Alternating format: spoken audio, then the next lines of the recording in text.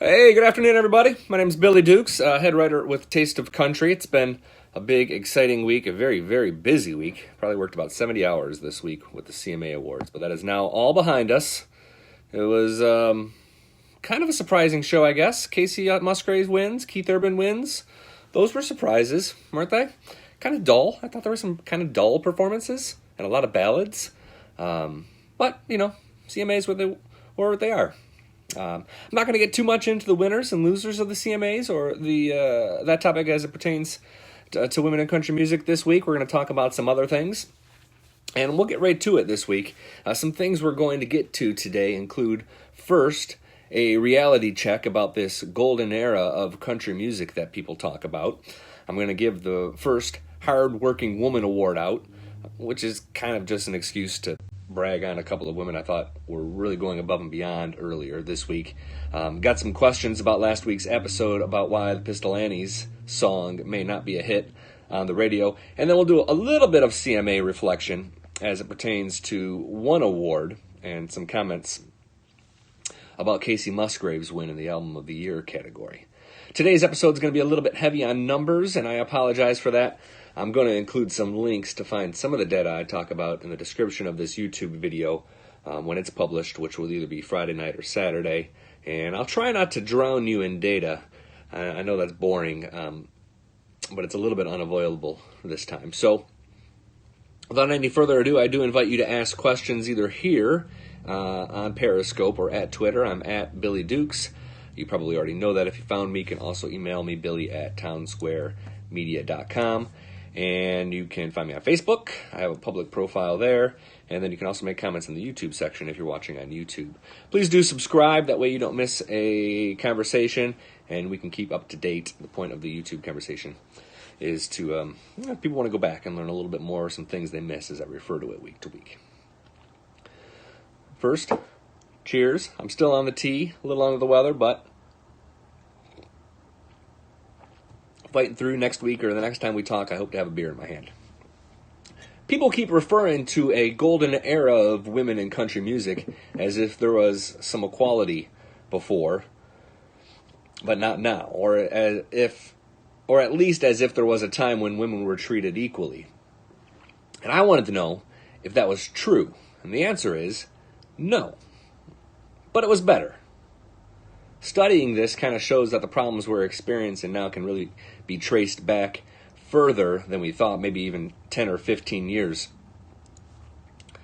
Several years ago, Country Aircheck did a study of the percentages of female-voiced singles in the annual Top 100 Songs of the Year and found that across about 25 years or so, from 1989 to 2014, the rolling average was about 25%. So, for 25 years, on average, 1 in 4 songs were voiced by female artists.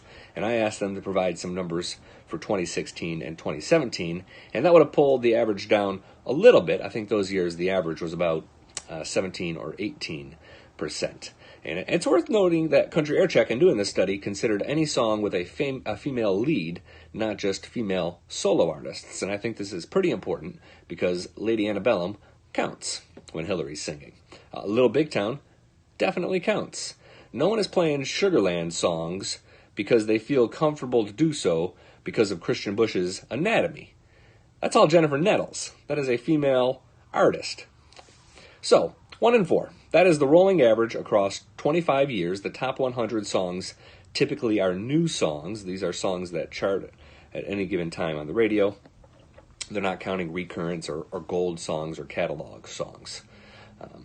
And the actual totals year to year vary quite a bit. It was just 13% in 1994.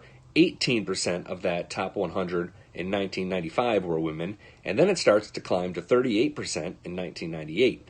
That is the peak. This is the period that people are talking about when they say there was a golden era of women in country music, at least modern country music. And for about 7 years, we were above average with 29, 31, 35, and 38 people or so, 38% of the top 100 songs being from women. That's not 50, but it's better than where we're at right now. I heard someone once claim that this is also the era that country radio had the lowest ratings, and I think blaming one on the other is really pretty irresponsible and quite a bit misogynistic. There's a ton of things that affect radio ratings, and women were just 1/4 of the, or maybe 3/10 of the songs that were on the radio, the new songs. Maybe the 90s were also the time of the country radio DJ who talks too much. Maybe. It's also the peak time for consolidation, which I'm sure did not help as more local stations were sucked up by national companies. So cool, right? After this peak period, the average year to year from about 1999 till about 2006 hung out at about 25%. That was the number, the average, give or take a percentage point, for about a decade until our most recent slide, which has started about 5 or 6 years ago. But here's where things kind of get really interesting. The number of different women finding success on country radio. I did my own study here, and I found I looked at artists who had notched #1 singles from 1985 until 2017. Chart toppers, women with #1 songs. How many different women were hitting #1 each year? And a couple of interesting trends, and I'm going to get right to it here. In these years, the peak period, we had 96, 97, 98, 99, there were 9, 4, 7, and 6 different women with a #1 song, which is actually pretty good. I mean, you might only have 15 to 20 artists total each year who have a #1 song because of, people with multi-week #1s, and then people getting multiple #1s throughout a year. For example, I got 1998 pulled up, and we have artists like Anita Cochran, Martina McBride, Jody Messina, Trisha Yearwood, Shania Twain, Reba, the Dixie Chicks, of course. Faith Hill makes it. 97, you're going to find Leanne Rimes, Dina Carter, Shania Twain again. Terry Clark comes in 1999. I see Winona, Patty Loveless, Trisha Yearwood, again, Patty Loveless, Leanne Rimes. And let me go back to 1999 to see if I missed any names here. Sarah Evans has her first #1. Shelley Wright had a #1 in 1999. And of course, Faith Hill. There were definitely some names that were dominant, but we had a very good sampling of the number of different female artists who were having success on the radio. Things started to level out in 2000, 2001, and it was more like 3 or 4 different women per year with a #1. Then there were 0 in 2003, and then we haven't had more than 3 different women with a #1 song since 2004. And I don't want to get too ahead of myself because we're going to talk about this much more in a couple of weeks. But a lot of times, those women were the same women year to year. Taylor Swift, Carrie Underwood, Miranda Lambert are your 3 big artists. In fact, since about 2006, I think only 8 total female solo artists have had a #1 song. I want to take a quick time out and introduce you to my dog Daisy, who has decided this is a good time to bark at absolutely nothing. She's 12-and-a-half-year-old golden retriever. She can't see. Her food bowl looks like a candy dish because it's got so many pills in it, and she's just going to bark. She is really upset about this women in country music issue. So, sorry, Daisy. There's nothing I can do for you. Apologize for the barking. Long, elaborate way to say I'm sorry for the barking. So, this glory time we talk about, yes, it's true. It was there. Late 90s, boom, Shania, Faith, all these great women, but definitely relative to what we're experiencing today. There was never anything near 50-50 split, and really only a couple of years we had more than a third of the top 100 songs were female artists. And it's kind of hard to say that the women were slaying if you do the math that way, but I think the kinds of songs and the strong points of view they had often made it appear so, and certainly that's what's burnt into our memory. The songwriting was often more mature because sometimes the artists, frankly, were a little bit more mature. And I understand that's kind of a bold claim, right? But what if I could prove that? Actually, what if I told you that I think we might be looking at the wrong ism as we try to fix the women in country music problem?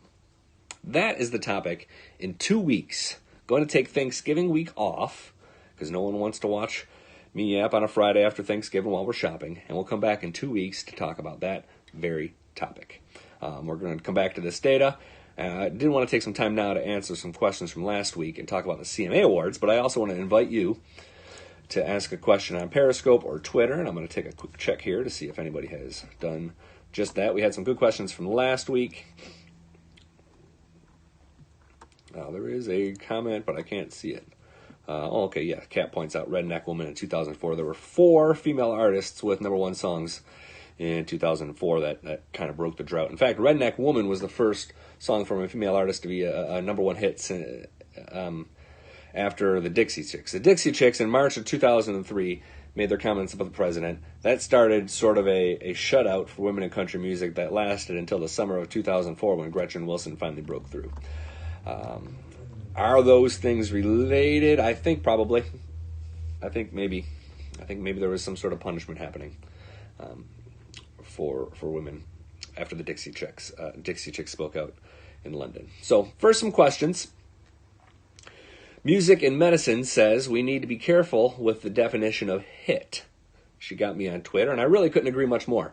I myself am guilty of saying that a song is only a hit if it's on the radio, and I think there are a million ways in actuality to have a hit. If it's a hit if it moves people. It's really kind of the dangerous thing this whole conversation is doing, especially the part that screams at radio stations, is it's sending this message to new artists who are just starting the career that if you're not on the radio, you're not winning. I couldn't disagree with that more. My YouTube videos have 30 views or so on them each, but that metric isn't really defining whether or not I'm successful, and the same should be for any artist. If you're making great music that moves a very small community and you need a full-time job waiting tables to do it, you're still making it. That the radio isn't, or the streaming services, the right playlist, all those major mainstream medias aren't defining your success or not. True Blue Annie asked if programmers can play requests and how many people need to request a song to get it played. And I'm going to dive into this a lot more later, but from my experiences as a radio DJ, I think requesting songs is kind of a waste of time and kind of a lazy way to support your favorite artist. Programmers care more about how many people are filling the club when the artist comes to town, and in some cases, local sales. Honest requests can make a difference, but the campaigns to request a song on a certain day, it's more annoying than helpful. No one's adding up requests at a radio station. Those countdowns are all pre-scheduled. They're not determined live by requests. Trust me, I did one for years. It was all right there in front of me. If it was an honest request, in Raleigh, North Carolina, in the early 2010s, if it was an honest top 5 most requested songs, it'd probably be 5 Scotty McCreery songs, because he was from Raleigh and just getting started. And obviously that's not what everybody wanted to hear. It's just what a lot of Scotty McCreery fans from Raleigh, North Carolina wanted to hear. Finally, Country Queen asked if Pistol Annies aren't getting played because they're a side project, then why doesn't Miranda Lambert get played on her own? And this goes back to the episode from last week on the Pistol Annies, and if their song Got My Name Changed Back is a hit, and one of the reasons I said it might not be is because the Pistol Annies are considered a side project, and people are wondering if there's a commitment. And she's wondering, what about Miranda? She's not getting played. Well, Miranda is getting played. She's just not getting number 1 songs. And this is really kind of a hard question. I thought a lot about it, and I'm not sure I know the answer, and I'm not really sure if there is a clean answer. Miranda's gotten some airplay recently, but there haven't been any number 1 hits from the Weight of the Wings album. Often, the greatest songs don't hit number 1. I think a Sugarland Stay as a song that didn't hit number 1. Little Big Town's Girl Crush. What was that Eric Paslay song? She Don't Love You, She's Just Lonely. Was that even like a top 10? I don't think it was. I think it was just in the top 20, but one of the best songs. Tin Man probably deserved better. Vice was probably the best shot at number 1. I personally didn't think We Should Be Friends was a great song. Maybe it did what it should did. And then part of it with Miranda, too, has to do with her messy personal life. I mean, I don't know if she's doing herself any favors there. And yeah, I know, that's a double standard. It's sexist to say that. But it's a likely reason, too. We live in kind of a sexist world with double standards. So if you're asking me, that's probably my honest answer. She has had a lot of sales success. I didn't want to ignore this question. I just don't know if there's a clean answer to it. CMA Awards, and then we'll give out the Hard Working Woman Award this week, which, as I said at the front, is really just an excuse for me to brag on someone who I thought went above and beyond. CMA Awards, I thought Casey Musgrave's win and the Album of the Year category was not a surprise for this reason. The Album of the Year category tends to be where voters let their freak flags fly just a little bit. It's not always the most mainstreamed album. Casey's not getting much radio airplay with songs on that album. But to that point, I'm not sure which songs on that album have really been promoted to radio in any great fashion. I certainly never got any emails introducing any song as a radio single. And that needs to happen for radio kind of to collectively get on board with an album or a single. It's kind of like, you can't complain about a product not getting much sales if it's not on the store shelf. You got to kind of direct radio towards a certain single, and the whole system kind of works better that way when there is one sort of promotional single. It's a long conversation, but had a nice talk with Casey Musgraves that you can find on the Taste of Country YouTube channel, or on Taste of Country if you search her name. Just talking about how she, with this album, really wanted to walk a fine line. She wanted to make an album that the mainstream country fan would enjoy, but one also that would bring in other artists, or bring in fans from other genres. I think she did a nice job of that. And she also broke her own formula for making albums with this Golden Hour album. So I thought that was a really interesting win, and I want to give her props. And she is one of 2 hard-working women award winners. A little cheesy, I know, because she did the radio remotes this week. 25, 30 stations or so. She walked around each one, did interviews, answered a lot of good questions, probably a lot of dumb questions as well. She hasn't been treated great by radio over the course of her career, but she still stuck it out and did those interviews, and it was really, really pleasant. Also, Lauren Elena. I got to give a lot of props out to Lauren Elena. She did the same thing, and she's probably not at her best right now. She just lost her stepdad after a long health battle, and that was probably heavy on her mind, and we were asked not to ask her about that, which is totally acceptable. But she still went booth to booth and did her best to kind of smile through it, and it was really a delight. And we enjoyed talking about that. For a second, I questioned Lauren Elena's Dolly Parton cred, and she quickly shut me up. Thanks for watching this week, guys. It's been a fun week, the CMA Awards. I'll be back in 2 weeks. Share this on Twitter. Subscribe on YouTube. You can follow me at Billy Dukes on Twitter as well. Email billy@townsquaremedia.com. And if you have questions, I will certainly be back to answer the best of them in a couple of weeks, and we'll go from there. This is episode 4 from the Future of Country Music. You all have a great week.